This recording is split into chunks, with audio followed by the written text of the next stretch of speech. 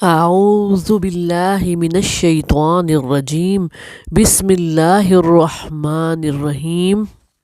السلام علیکم ورحمۃ اللہ وبرکاتہ۔ کیسے ہیں آپ سب؟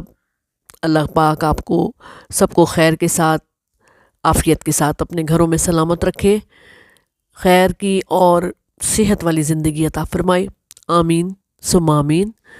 آج ہم انشاءاللہ تعالیٰ سورۃ النساء کی آیت نمبر 131 اور 132 پر ترجمے اور مختصر سی تفسیر کے ساتھ انشاءاللہ تعالیٰ شروع کرتے ہیں۔ رب اشرح لی صدری ویسر لی امری واحلل عقدۃ من لسانی یفقہوا قولی رب زدنی علما۔ بسم اللہ الرحمن الرحیم۔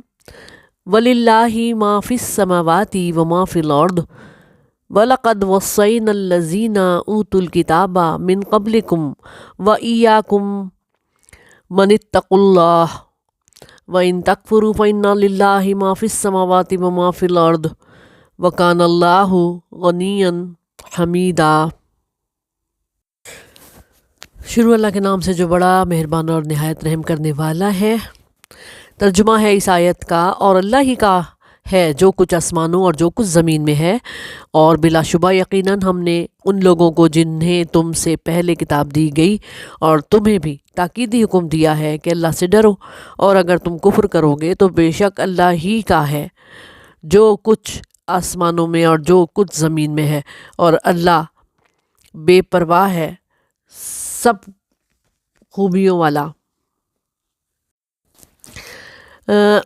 عورتوں اور یتیموں کے احکام بیان کرنے کے بعد قرآنی اسلوب کے مطابق پھر ترغیب اور ترہیب کا مضمون ارشاد فرمایا گیا ہے۔ بار بار ایک ہی بات کرنے سے مطلب ہوتا ہے کہ ترغیب دی جا رہی ہے کہ یہ کام کرنا ہے۔ سورت کا آغاز تقویٰ سے ہوا تھا کہ اللہ سے ڈرو، کیونکہ وہی تو ہے زمین آسمان کا مالک، اور اس کے اندر جتنی چیزیں ہیں ان سب کا مالک، ذرے ذرے کا۔ تو ایسے مالک کا حکم ماننا فرض ہے، اور یہ بجا آوری کا حکم یہود اور نصارہ کو بھی ہوا تھا۔ تو اے مسلمانوں، تم کو بھی اللہ کا ڈر دل میں رکھ کے، اس کا شکر کر کے، اس کے احکام کی بجا آوری کرنے کا حکم ہوا ہے۔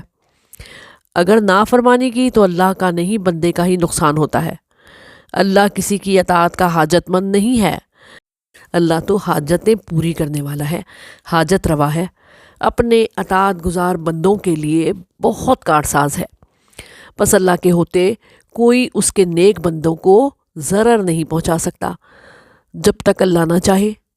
یہ دین کے جو کام بتائے جا رہے ہیں، جو احکام دیے جا رہے ہیں، وہ بھی بندوں کی بھلائی کے لیے ہیں، ورنہ اللہ چاہے تو ہر کام آسانی کے ساتھ ایک جھٹکے میں کن کہہ کر کروا دے۔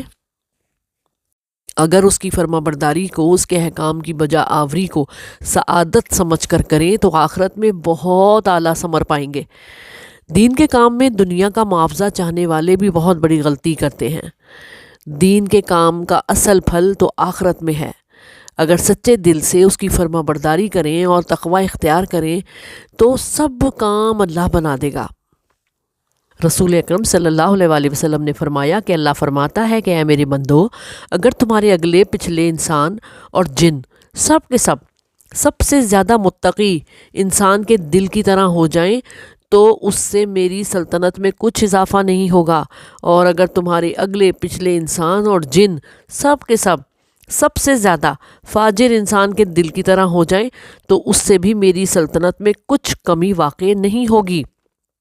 اور اے میرے بندو، اگر تمہارے اگلے اور پچھلے انسان اور جن سب کے سب ایک میدان میں کھڑے ہو کر مجھ سے مانگیں اور میں ہر ایک کو اس کی مطلوبہ چیز دے دوں تو جو کچھ میرے پاس ہے اس میں کوئی کمی نہیں آئے گی، مگر اتنی جتنی سوئی کو سمندر میں ڈبونے سے آتی ہے۔ اس آیت میں اور پچھلی آیت میں ربط کلام یہ ہے کہ پچھلی آیت میں طلاق کی صورت میں میاں بیوی کو تسلی دی گئی تھی کہ اللہ کے ذمے ہے کہ تمہارا رزق بھی ملے اور تمہیں بہتر زوج بھی ملے، یعنی کہ میاں کو بہترین بیوی اور بیوی کو بہتر میاں مل جائے۔ یہاں فرمایا جا رہا ہے کہ میاں بیوی زمین اور آسمان اس میں بنائے گئے جوڑے سب اللہ کی ملکیت میں ہیں، وہی سب کا رازق ہے اور وہی وارث ہے۔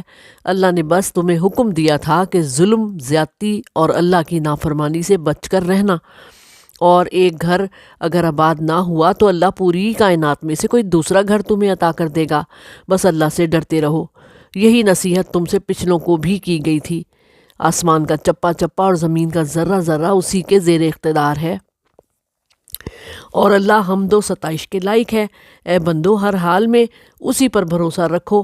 کسی کا گھر اجڑنا اور خاندان کا بکھرنا کوئی معمولی بات نہیں ہے، اسی لیے زیادتی کرنے سے بچو۔ اللہ سے ڈر کر اپنے گھرانے کو خوشگوار زندگی دو اور اپنے معاملات یعنی میاں بیوی درست رکھیں۔ حضرت ابو ہریرہ رضی اللہ تعالیٰ عنہ بیان فرماتے ہیں کہ رسول اکرم صلی اللہ علیہ وآلہ وسلم سے کثرت سے لوگ جنت میں جانے کے بارے میں کہ اس کے لیے کوئی اچھا عمل کرنے کے بارے میں سوال کرتے تھے، تو آپ صلی اللہ علیہ وآلہ وسلم فرماتے تھے اللہ کا ڈر اور اچھا اخلاق یہ دونوں جنت کی کنجیاں ہیں۔ اگلی آیت جو ہے وہ ہے آیت نمبر 132۔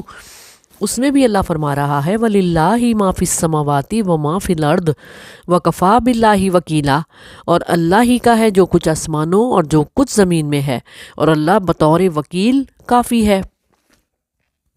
اللہ پاک نے تمہاری نافرمانیوں کے باوجود زندگی تمہیں دی، نعمتیں دی ہوئی ہیں، اس لیے نہیں کہ وہ تمہیں نیست و نابود کرنے سے عاجز ہے۔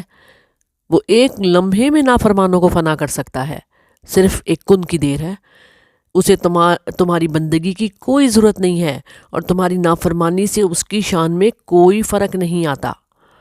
آیت نمبر 130 سے لے کر آیت نمبر 132 تک 3 بار وَلِلَّهِ مَا فِي السَّمَاوَاتِ وَمَا فِي الْأَرْضِ استعمال ہوا ہے، یہ پورا ایک جملہ، اور تینوں دفعہ اس کا استعمال الگ الگ مقصد کے لیے ہوا ہے۔ پہلی بار سے کشائش اور وسعت مقصود ہے، یعنی اس کے یہاں کسی چیز کی کمی نہیں ہے۔ کشائش رزق کہ جیسے میاں بیوی کی علیحدگی ہو تو میاں سوچے کون دے گا تجھے اتنا آرام، کون دے گا جتنا تجھے میرے پاس ملا، کون دے گا تجھے اتنے خرچے؟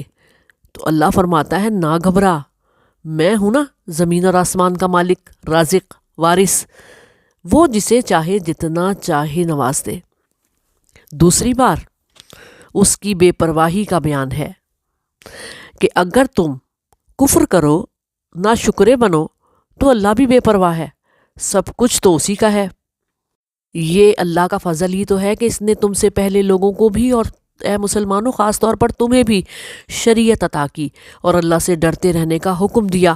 احکام کی پابندی کرنے سے تمہارا ہی فائدہ ہے، اور جن کاموں میں تمہارا نقصان ہے اللہ تعالیٰ نے کتنا کرم کیا کہ وہ تمہارے لیے حرام قرار دے دیے۔ اور تیسری بار جو اس آیت میں آیا ہے وَلِلَّهِ مَا فِي السَّمَاوَاتِ وَمَا فِي الْأَرْضِ، تو مطلب کیا ہے کہ اللہ کی کارسازی کا بیان ہے کہ اگر تم تقوی اختیار کرو تو وہ کافی ہے، تمہارے لیے وکیل ہے۔ حسبنا اللہ و نعم الوکیل، وہ تمہاری نافرمانی یا فرما برداری سے بے نیاز ہے، وہ تو مالک کل کائنات ہے، اور اس کے کارنامے ایسے ہیں کہ جو خود اس بات کی شہادت دے رہے ہیں کہ وہی حمد و ثنا کے قابل ہے۔ ڈرو اس رب سے جس کے قبضہ قدرت میں ہم سب کی جان ہے، اور ہمارے خانگی معاملات ہم صحیح رکھیں۔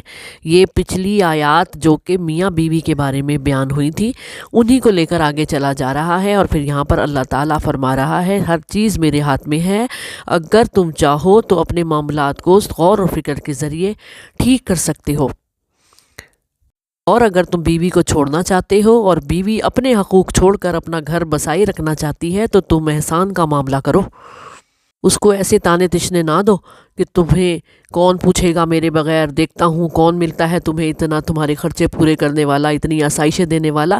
اللہ ہے، سب سے بڑا اللہ ہے۔ اور اے بیویو، تم بھی اللہ پر یقین رکھو، اللہ سے گمان رکھو کہ اللہ تعالیٰ تمہارا بہترین مددگار ہے، اور اللہ پاک کے سامنے ہم اپنی منمانیاں نہ کریں، اس کے احکام کی تعمیل میں اپنی زندگیاں گزار دیں تو اس میں ہمارا ہی فائدہ ہے. ہماری فرما برداری یا نافرمانی سے اس کو کوئی فرق نہیں پڑتا، ہمیں ہی یا تو فائدہ ہوگا یا پھر نافرمانی سے نقصان ہوگا. اللہ پاک ہم سب کو ان آیات کو سمجھنے کی اور ان پر عمل کرنے کی توفیق عطا فرمائے اور قرآن کو ہمارے دلوں میں، ہماری زندگیوں میں بسا دے. آمین ثم آمین یا رب العالمین.